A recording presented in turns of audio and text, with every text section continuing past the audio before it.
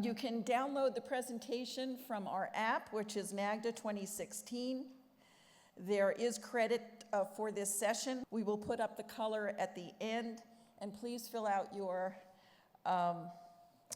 forms for rating sessions and so forth, and tell us what you'd like to see next year so that the conference committee can have that input. So, we're going to talk about retirement readiness. And when I started to think about this presentation, I thought that I would talk through kind of a process and how was I, kind of thinking about this. So my thought was, it's really a virtual cycle. There are things that have to happen for your participants and for you, for a matter of fact, to get ready for retirement. And really trying to create a savings culture. So here are the 4 things that I thought about. These are the buckets. Financial capacity, and you'll notice we're starting from the ground up. Big data, behavioral economics, and then measuring your success, setting out a plan and measuring that success.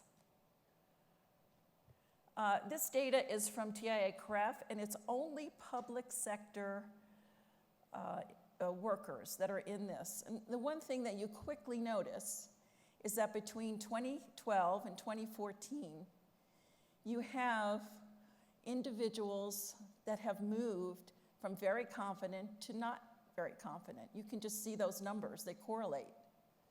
So there's a 10% drop in very confident and almost a 10% increase or 11% increase in not so confident.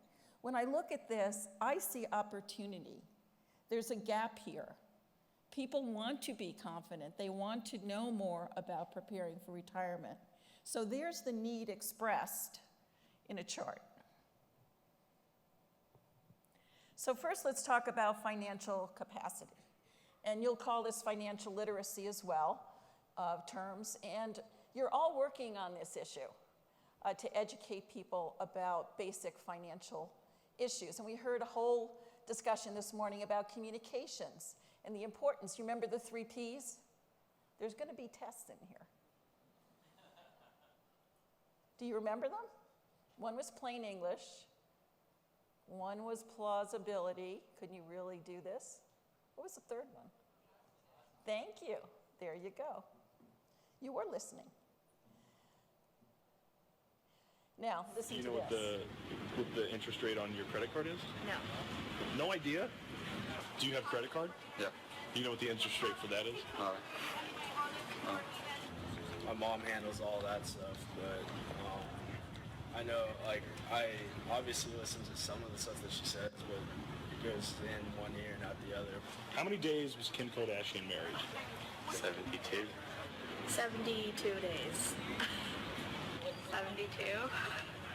Oh, it's funny. It's like my girlfriend just told me the 72, I think. 72.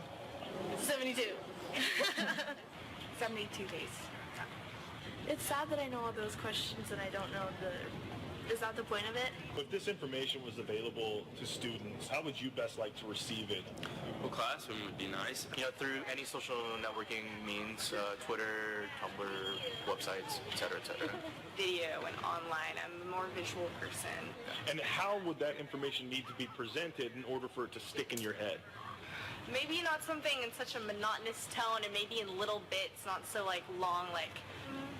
I think repetition is really important for me personally, and examples or practice and people actually saying what happened to them so that I know in the future, oh, if that happened to me, what would it kind of be like? Keep it short, keep it simple. So you're hearing how people want to learn. You're hearing that they don't know it, that some things do get through. 72 days seems to be, they all got that answer right. So I don't know how much editing went into it, but this group all got that answer right. One said, my girlfriend told me, so there you have kind of peer contact on information. There was really a lot of good nuggets in there about how people learn. And so let's explore that a little bit. So what are the key decisions people need to make? How do you build a base? What are the key lessons? And is there correlation data between outcomes and education? We're going to talk about all of those things. The key decisions are pretty basic when you come to financial wellness. It's credit, it's debt, and it's savings, whether it's retirement savings or savings for that rainy day, but understanding that these are the three pieces that are interacting. You see the money in and the money out in the wallet.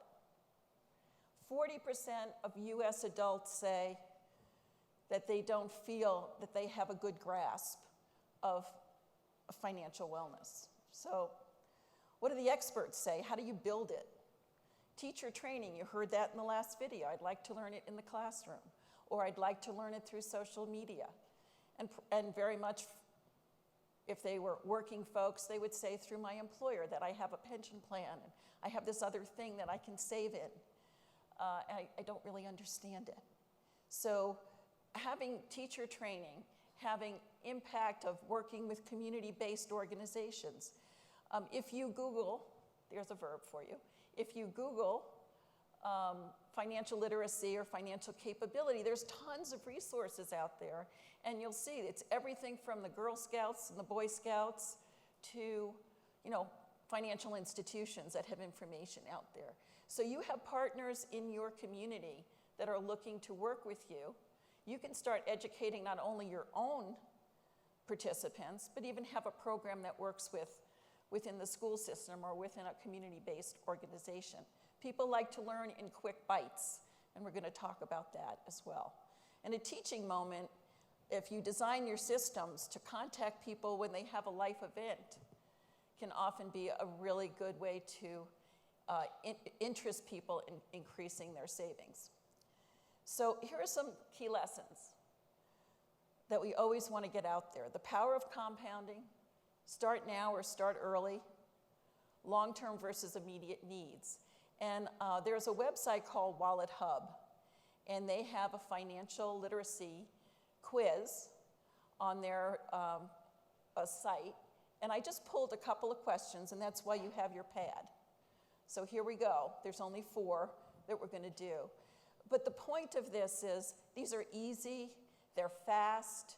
Possibly this is something that could pop up on a participant's computer when they come to work. They get 1 or 2 questions, and maybe there's a link that takes them to the rest of the survey.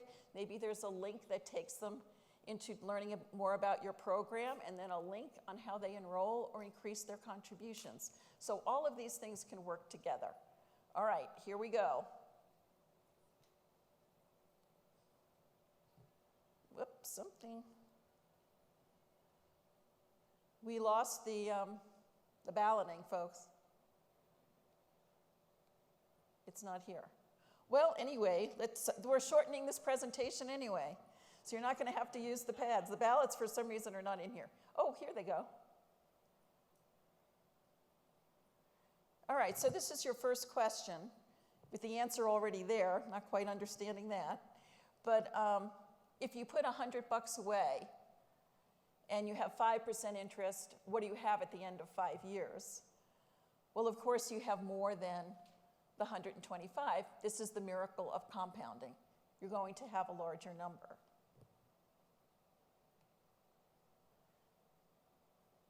Here's our second question, and this one you have to answer. Which 2 factors are more important than when calculating your credit score? So we'll give you 10 seconds, and go ahead and answer that question.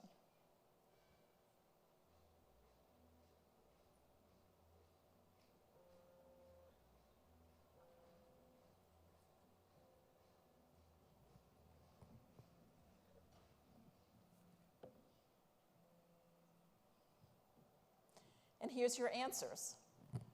And B is the correct answer, so most of you are there. Next one. Which is the least risky investment? And please, let's get this right. 10 seconds for you.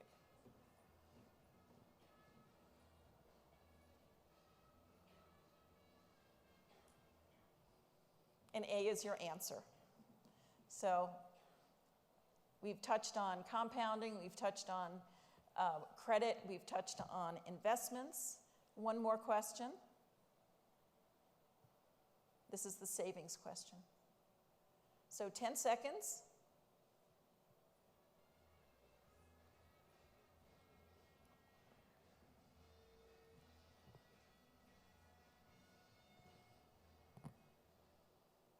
Okay, it is the, B is the right, I'm sorry, C is the right answer. 6 months is what folks suggest that you have put away for expenses. So we have a majority getting that right. But these are the types of tools that you can use with your participants to just build that basic level of understanding. And what are the results when that happens? And this is also from Wallet Hub, from their research. And you can kind of pick your state out. The darker blue it is, the better your financial literacy is in your state. There's a list of the top 10, so you can see them. And then there's correlation data. And this data basically says that if you have education about financial literacy, you're going to have individuals in your state with higher credit ratings and understanding. So this is a piece of correlation data that says, you know what, it works. They actually, if they listen and go through this process, they're smarter about their own financial wellness. The next step is navigating big data. And we all are hearing about big data constantly, about how to use it, what it is, what the concerns are about it. So let's talk and listen to Reid Hoffman. Reid Hoffman, by the way, if you're not familiar with him, was the founder of LinkedIn, and he has been involved in everything from Airbnb to PayPal. So he is a very recognized internet entrepreneur. Let's get asked this question a lot. What does the future of technology look like to you right now? So I think there's three broad things going on. So one is, there's this thesis, Mark Andreessen says software eating the world. I prefer it transforming. I think of it as more genetic transformation rather than consumption. It's like software is now becoming part of everything. And I think that changes the role at which bits shift the destinies of atoms, right? Like, so, like to be very specific, you say, well, we're beginning to do personalized medicine. We actually have your genetic code. Or a simple example would be the bits of software is transforming the taxi industry via Uber, right? So the bits are changing the atoms, as it were. Exactly. And so I think that continues. I think the next part of it is what, again, people usually refer to this as big data. I think of it as human index data. And that's because we can build new kinds of application based on the massive amounts of human data that are available, right? And so a simple one is like, if you use traffic, Waze, it's like, okay, how do I get here and how do I get along the traffic? But all of human life is thought about as navigation. You're navigating a career, you're navigating an education, you're navigating a personal life, you're navigating entertainment. And all of that navigation can now use this human index data to build entirely new kinds of navigating health, right? Entirely new kinds of navigation. The third one is what we're beginning to actually get some very interesting direct connections between, kind of software and data and biology, right? So the cost of sequencing the genome is coming down faster than Moore's law, right? CRISPR, we're beginning to be able to rewrite genetics in living organisms. So, for example, if you have a specific genetic condition that is like a few genes, you might actually be able to save the child's life and actually have a fulfilling adult by changing that. That's already in line of sight. It's like all technology, it's scary, but also amazing opportunities. So it is scary, and there are concerns about cybersecurity, there are concerns about privacy, but big data is here to stay, and you have access to big data about your participants. You know where they're working, you know what they're saving in, you know if they're in another retirement system in your entity. You have a lot of data about them. Do you have it all? No. But working with them to find out a little bit more, or giving them the opportunity to use a tool that lets them fill in their own personal issues, is a way to really communicate where they are on this kind of retirement savings journey. So software transforms the world. We see that every day. I mean, if you have one of these, and you all do, you're actually being pretty good. Most of you aren't playing with it right now, so to be commended. But you're constantly putting on a new app. You're constantly updating the software that the provider is giving you. So we just are doing it. We may not actually know we're doing it, but we're doing it. The human data, as I said, you've got it.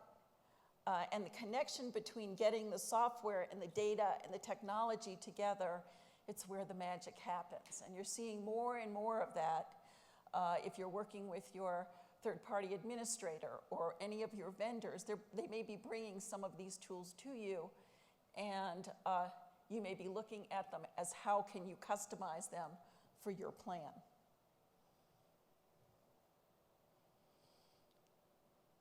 So here, outreach. The big data gives you the ability to reach out to your participants, and it's not a one-size-fits-all world, as we just were talking about. So you really want to be able to know as much about each of your participants as you can. We're going to talk a little bit more about that, how it works into setting goals when you're trying to accomplish something in your plan. And it also provides peer recognition. You know who the peers are for certain groups. And increasingly, and particularly with the millenniums, they do like to know what their peers are doing and how they fit in. You can combine data. And this is happening with a number of systems around the country where they are now providing their participants with an overall retirement savings statement. So it includes an estimate of the defined benefit plan. It includes an estimate on Social Security if you're participating in Social Security. It includes an estimate on what you will be what they will receive out of their defined contribution plans if they continue to save.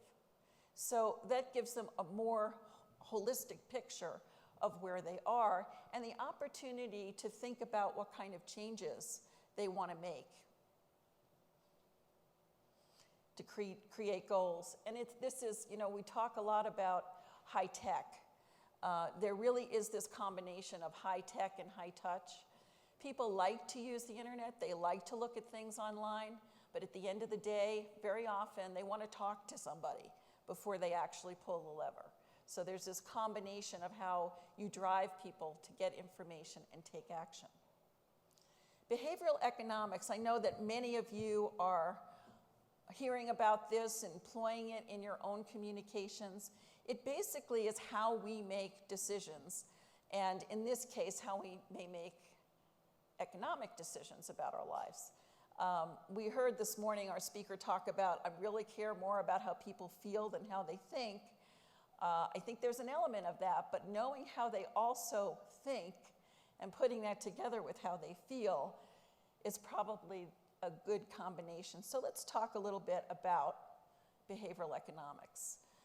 You want to encourage people to save, you want to influence their behavior, and some of these tools we'll talk about, including enhanced active choice.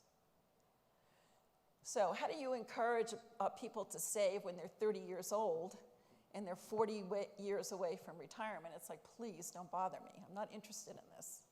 Well, participants who saw their current selves in the mirror, on average, contributed 4.4% towards retirement.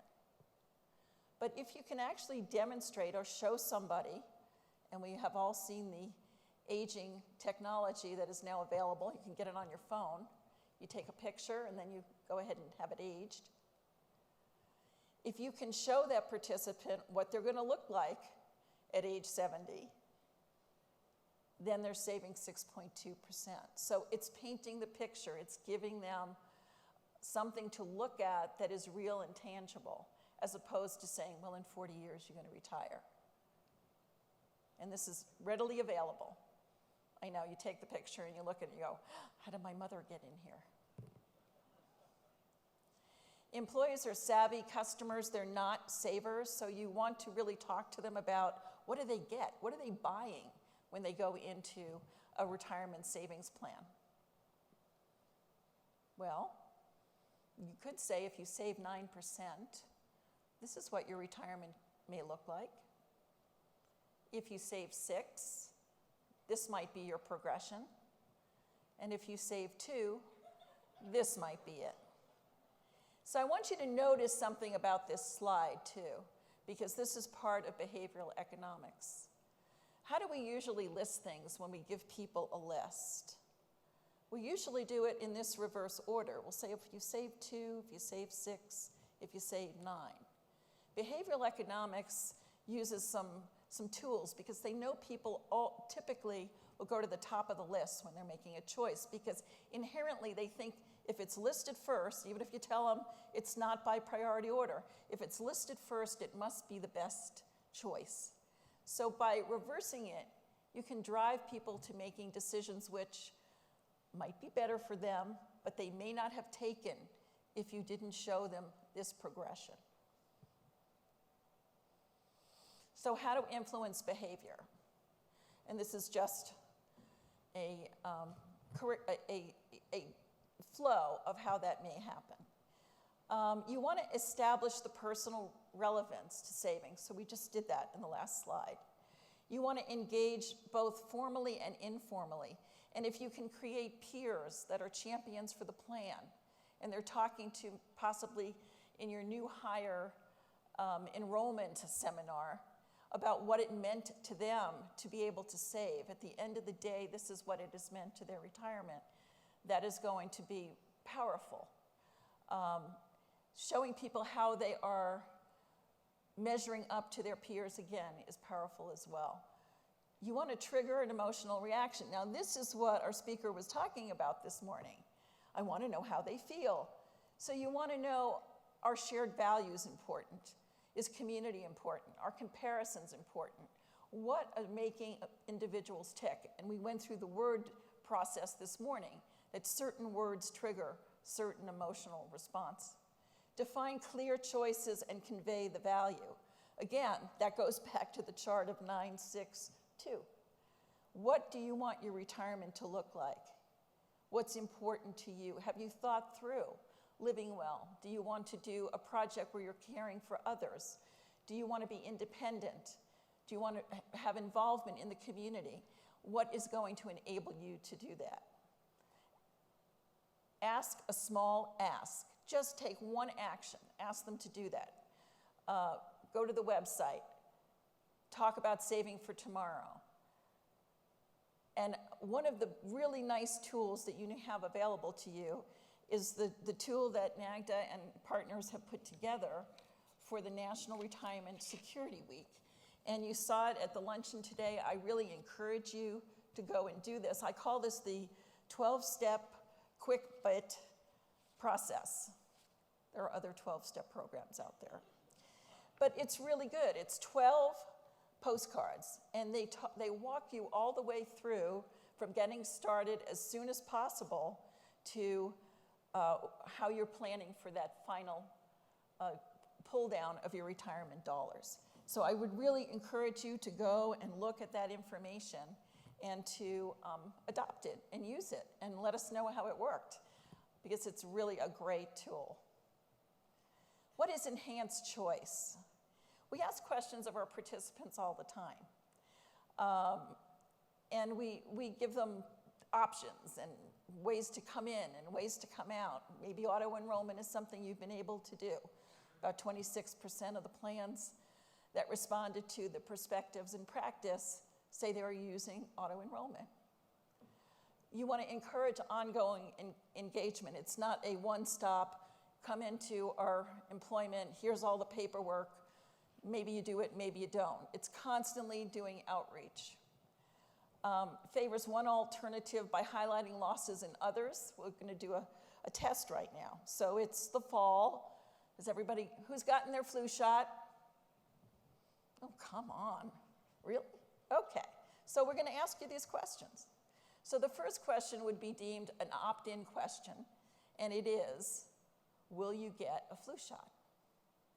So when asked, a group of university employees said, 42% of them said, yes, I'll get a flu shot. The second question was posed this way. Will you or will you not get a flu shot? And by posing it that way, 62% said yes, they would. The third way the question was posed, and this is enhanced active choice, is will you get a flu shot and avoid getting sick, or will you not get a flu shot and get sick? Well, when asked that way, 75% said they were going to get the flu shot. So you can see, if you give somebody the outcome of their decision, that you can get more buy-in than if you just let them opt in or opt out. So measuring up to retirement security. So we're going up the cycle. Financial capability, that's your base. Navigating big data, that's where you get information. Behavioral economics, that's where you get action. And now, how do you measure this success? You've done all of these things. It's not only for the plan that you're measuring success, but for the participant as well. Let's talk about the participant. This is US Census data. And basically what this says is in the public sector, you have a lot of participation in retirement systems. This combines DB and DC. And the reason I'm showing you this is because I'm going to show you a video that's come out of a new study by the Bipartisan Commission on Public Policy that talks about overall the American population and how they're thinking about retirement.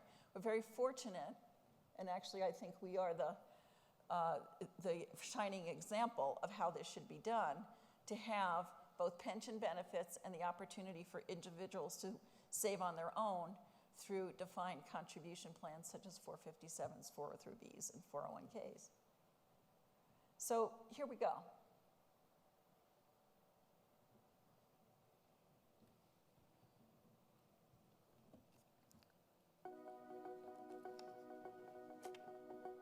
I don't have a whole lot of short-term savings, next to nothing.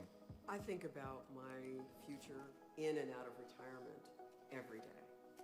Many of our young troops wind up carrying significant amounts of debt and have difficulty saving for retirement.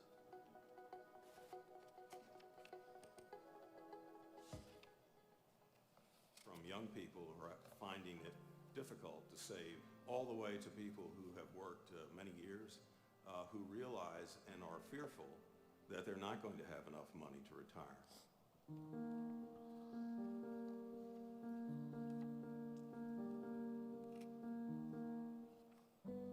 It's important that we act now on Social Security because the trustees have told us Social Security is going to be insolvent in the next 20 years. That means everyone who is expecting Social Security benefits will get a 23% cut. That would be absolutely devastating to the millions of Americans who are relying on Social Security benefits to meet their needs, to pay their expenses. So this is critically important that we act and act now. One reason that some young workers don't have benefits is because they're working in temporary jobs, they're moving from one job to another, they might be working for small businesses that don't even offer benefits for their employees. Most people, in fact, want to save for retirement. This is a difficult decision. How much should I save? What investment options should I choose? Those are hard things to wrestle with if you're not a financial expert. I'm a retired Air Force Lieutenant Colonel. Well, my parents came from India in 1968. Their goal was to allow their children to pursue the American dream. When I was old enough, I joined the Air Force. Believe it or not, I graduated from pilot training the day after September 11, 2001. Before I knew it, I was flying troops to a combat zone in the Middle East. I was totally focused on my mission and had no time to think about our financial future. The men and women who serve our nation serve with such dedication that it can be easy for what they do to distract them from some of their financial obligations. And that places additional strain on military families. You come into the military with an assumption that your retirement will be sustaining for you at the end of your career. But once you let the numbers break out, you realize that that isn't always true, especially for our youngest troops who often live paycheck to paycheck. We need to do a better job of ensuring that they have the opportunity to pursue financially stable lifestyle after they complete their military career. We've got a couple of recommendations that we hope will help them. One is making it easier for small employers, and what automatic enrollment does is it makes that decision really easy. The employer specifies a default. We're going to put you in the plan at this contribution rate. We're going to invest it in this asset allocation. All you have to decide is you want to be in the plan or not. And when you make the decision simple for employees like that, almost everyone decides they're going to stick with the savings plan. And that's why it works so well. What's at stake is the well-being of our democratic society. I wouldn't say that that's too big a statement. You know, if you project out and realize that more and more people are going to have less and less retirement security, I, for one, you know, this isn't I win and you lose. This is we all lose. We all lose. None of us wants to see a vast part of our society living on the edge relative to feeding themselves, housing themselves, and living with dignity. And that last point is really poignant. You know, we talk about retirement security very often in terms of individual participants, and that it's a math solution for individuals. This issue of retirement security is really about economic security that ranges far beyond participants. It really has to do with having a secure society and having a large portion of people not living in poverty or not ever being able to leave the workforce because they haven't been able to save. So the work that you are doing is really important work in getting people ready for when they do get to the point of retirement. I want to mention one other thing that's going on around the country because it's alluded to in that last video. There are a number of states that are looking at establishing and administering plans for private sector employees, and they would be a form of defined contribution plan. It would only be employer contributions to get started, but employers that are not offering any retirement plan would be mandated by the state to enroll their employees. Employee can opt out if they so choose. But I say this because it's right at its infancy. We're seeing it in Oregon and California, probably first out, Connecticut's following. But there is such a recognition that retirement security and retirement savings is at an unacceptable low level, that you're starting to see state governments. And what's the interest there? Well, the interest there is you really don't want to have a lot of people living in your state that are going to be dependent on safety net programs like Medicaid, the fastest growing piece of any state budget. How do you start to control that? And you want people to be able to participate in society, and they need a comfortable retirement in order to do that. So this is a very large issue. We're kind of pulling it down into our world, but there's a universe out there that is looking into this, and there's a lot of concern and activity about how to make it better. So when measuring up, let's go back to our world. For participants, we want to make it easy. We want our participants to understand the other pieces of their retirement. We want to educate on the Social Security option. How many of you have looked at how many ways that you can draw Social Security? Yeah, it's amazing. There's something like 65 ways to leave a lover.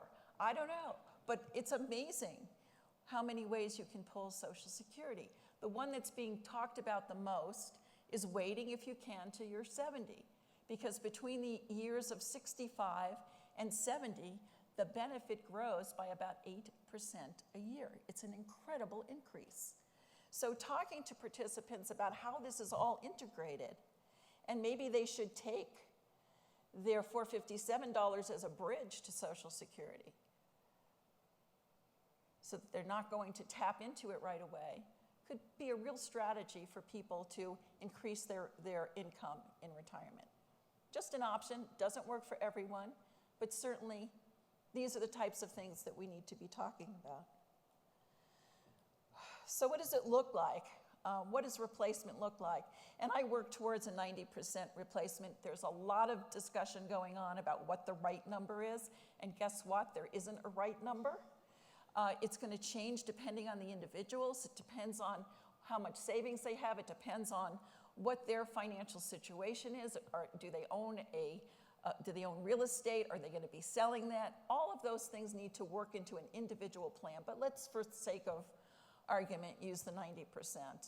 So if you have an employee, a 25-year-old employee coming to work, if they stay with you till the end of their retirement, and they have a 1.5 formula in the DB plan, that replaces 38%. If you're participating in Social Security, on average, it's about 30. And that leaves individual savings to be 22% to get them to that 90. And so for the 25-year-old, that's a 3% of salary savings. If somebody waits till they're 40, it's 12%. So it goes up higher quickly. This is just a rule of thumb, but it's the type of information that your participants can use to make their decisions. Now let's talk about the plan. These are the measures that we typically use to measure success. Levels of participation. We talk about auto-enrollment. It may or may not be possible in your jurisdiction. Level of average contributions. Can we auto-escalate? Again, maybe a political issue. How many of you have a match in your plan? Quite a few. Well, that's the winner. You know, the gongs go off when you have a match because that is the thing that most people are attracted to if they can leverage some extra dollars. So that's a huge tool to use in order to get people into your plan. Level and growth in assets. We always like to talk about how big the plan is. And account size, individual account size. Level of participant confidence. We really do want our participants to be confident in our plans. This is the highest barrier. This is the trust barrier. And taking action to educate your participants really builds trust, and it builds awareness in your brand and confidence in your brand.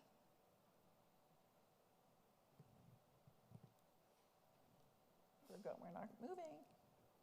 Okay, moving the needle, drilling down on the data. So this is a little bit of a case study without names. So we're just going to walk through it quickly. So here's a plan that wants to increase participation by 10%. I would imagine many of you have this kind of goal. You're looking at your big data. What do you know about your participants? Where's the biggest opportunity for you to grow participation? Is it for new hires? Is it going back to individuals that maybe have recently gotten a raise but are participating, and talk to them about the value of participating in the plan? There's a whole range of ways that you can slice and dice your data. Create a plan for outreach and targeting. And, you know, language matters. We heard that this morning. The word that seems to be resonating the most with participants, whether it's private or public plans, is security. And the word doesn't mean the same thing to everybody, but they all like the word. So really focusing on retirement security and how they get there attracts attention. Getting through the targeting. So this is where you slice and dice your data by different age, by gender, by income level, by ethnicity. How do you speak to each of those groups? And there's other ways. There's probably 15 or 20 ways to do this. Slice the data, but we're just going to highlight these for today. Then you put together a scorecard. So what does that look like? Well, you look at where you are now, and then you get to go look at perspectives and practice, and you see where your colleagues are. You see where your peers are in certain areas. So let's look at that. And you can see the gap analysis. We filled in some numbers. So on average, in the perspectives, participation rate is 54. Now, we all want to get that above. We talked about a match can do it. Maybe you can do that, maybe you can't. This plan decided they wanted to move towards auto-enrollment, and they were able to get the legislation done. What we actually did is we drilled down a little bit more on the data, and what we found is if you have auto-enrollment for plans their size, participation rate is almost 70%. So there's 10%, more than 10% growth that they could capture. We looked at how they're delivering information. They weren't doing webinars. They weren't doing a lot of outreach. That's changed. And the final results are not in yet, but they certainly are moving towards that 10% process or increase. So this is a way to kind of map it out. I know it's very left brain, and I apologize, but this is the way you can kind of think of this as you work through the process. And you now have a wonderful source of data in your industry to look at your peers. Create the plan to meet the metrics. So they implemented auto-enrollment. They reduced the number of investment options. They had some things that were duplicative and were confusing people. They also talked about individual target funds, where you have a glide path that's not based on age, but is actually based on circumstance for the individual. And it can be very different from individual to individual. They created a smartphone app, need I say more? That's what we live on now. And the smartphone app takes them right into enrollment. So someone can go through a little scenario, put in some numbers, and boom, they can go to enroll or increase their contribution. They did new higher reach out using some peers in their presentation and in their webinars. And these things seem to really be mattering and having an impact. So getting to the top of the cycle. Okay, how many days was Kim Kardashian married? Okay, now, all right, I just want to make sure you're paying attention here. Get to that top of the cycle. Remember, starting at the bottom. Make financial capability the foundation. Communicate in quick bits. Remember the new information you have from NAGDA for National Retirement Security Week. I have to get that down into my head. We changed the name. Set metrics for plans and participants. Use your big data in a constructive way. Use peer data from perspectives. Measure what happens. And guess what? Then you get to start all over again and focus on something else. Because isn't our goal to get 100% participation? Yeah. At maximum contributions? Yeah. Imagine. All right, now you can use the right brain. Imagine it. You have created a savings culture by walking through this cycle bit by bit. So here you go. Tying it together. Build participant confidence through financial capabilities. Get them comfortable with the ideas. Design targeted outreach. Use your data. Slice it, dice it. Be respectful of privacy, but there are certainly ways to use it. Understand how and why, that should say employees, buy retirement security. Remember, they're consumers, not investors. And then drive the saving culture by measurable metrics. And keep working those metrics. Massage them, go back to them, change your approach. Nothing wrong with change and keeping at it. So there you go, it's tied together. Those are the 4 steps I think you can think about. And so I'd like to thank you. If there's some questions, we've got a minute and we're on time. And it's orange. Any questions out there? Okay, well, thank you very much and have a great night.